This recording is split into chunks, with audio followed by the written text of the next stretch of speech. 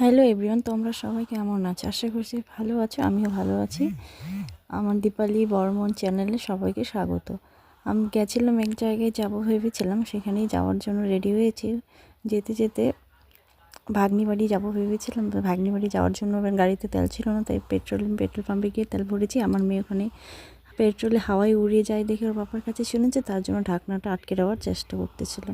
ওখান থেকে petrol pump বেরিয়ে সোজা চলে আসি আমি এদিকে আগেই বাইরে এসে সোজা চলে যাব রাস্তার মিষ্টি নেব ভেবেছিলাম। তো মিষ্টি নেওয়ার জন্য ওখানে দাঁড়িয়ে পড়বো। মিষ্টি তারপর নেওয়া হয়ে গেল, তারপর সোজা চলে গেলাম ভাগ্নি বাড়ি পৌঁছায়। ওদিকে দেখি সর্ষে ক্ষেত হয়েছে, সর্ষে খেতে গেলাম। দেখি পুরো ক্ষেতটা তো সর্ষে না, সাইডে সাইডে আলু গাছ লাগিয়েছে, মাঝখানে তার সাইডে সাইডে সর্ষে গাছ লাগিয়েছিল। ওখানে গেটে কিছু ফটো ভিডিও করলাম, করে সোজা বাড়ি আসতে রাত হয়ে গেছে।